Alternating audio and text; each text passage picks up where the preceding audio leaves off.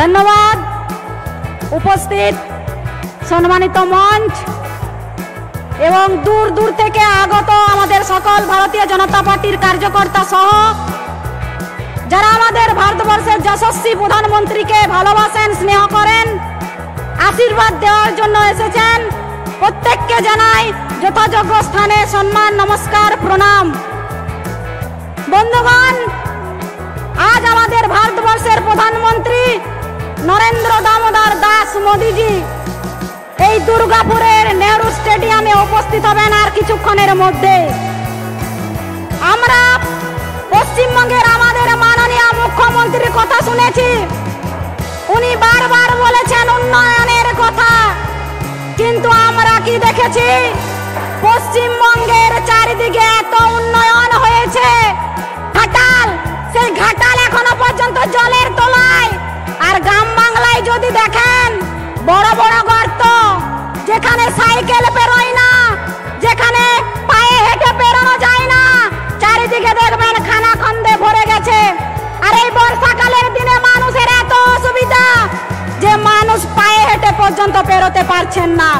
আর পশ্চিমবঙ্গের যুবরাজ বলছেন যে 31শে ডিসেম্বরের মধ্যে উনি বলেছিলেন যে ঘাটালকে উনি এমন ভাবে বানিয়ে দেবেন, যত কোটি টাকাই লাগুক না কেন উনি ওনাদের টাকাতে করে দেবেন।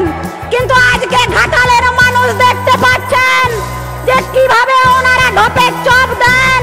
আজ এই ঢপের চপ শুনে পরে ঘাটালের মানুষ, ওখানে যে দেব বাবু আছেন না মহানায়ক, সেই দেব বাবুকে ভোট দিয়ে আজকে ওনারা জলের তলাতে এখন বসে আছেন। আজ এই পশ্চিমবঙ্গের মাননীয় মুখ্যমন্ত্রী সহ ওনার ভাইপোর কথা যে শুনেছেন, তারাই ঠকেছেন। আমাদের পশ্চিমবঙ্গের মানুষ প্রতি পদে পদে আমরা বুঝতে পারছি, এই যে সরকার আছে বর্তমানে, সেই সরকার ধাপ্পাবাজের সরকার, সেই সরকার জনগণের সরকার নয়, এই সরকার গরিব মানুষের সরকার নয়, এই সরকার হচ্ছে তৃণমূলের নিজেদের ভাই ভগ্নিপদ ভাইপো এদের সরকার। কারণ আপনারা দেখছেন পশ্চিমবঙ্গে যে আমাদের শিক্ষকরা, এই শিক্ষকরা রাস্তায় বসে আছেন তাদের ন্যায্য চাকরি পাওয়ার জন্য, আর সেই শিক্ষকদেরকে পেটাচ্ছেন এই আমাদের রাজ্যের মুখ্যমন্ত্রী তথা পুলিশ মন্ত্রীর পুলিশেরা, যারা এই শিক্ষকদের কাছে শিক্ষিত হয়ে পুলিশ হয়েছেন, তারা আজকে সেই শিক্ষকদেরকে পেটাচ্ছেন। এই হচ্ছে এই পশ্চিমবঙ্গের অবস্থা।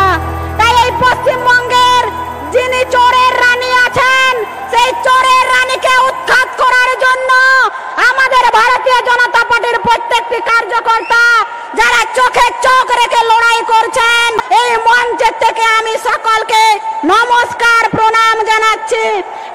আপনারা শুনলেন দুর্গাপুরে মোদিজির জনসভায় সালতোরার বিধায়িকা চন্দনা বাউরি তৃণমূল কংগ্রেসকে কি বলেছিলেন।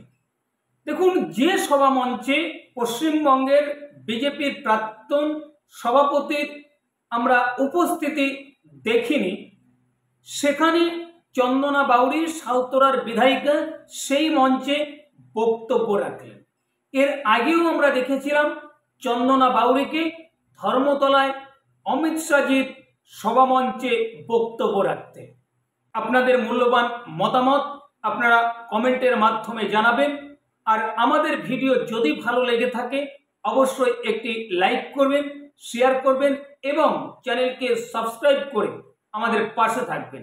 ধন্যবাদ। দেখা হবে অন্য কোনো প্রতিবেদনে। ততক্ষণ আপনারা ভালো থাকবেন, সুস্থ থাকবেন।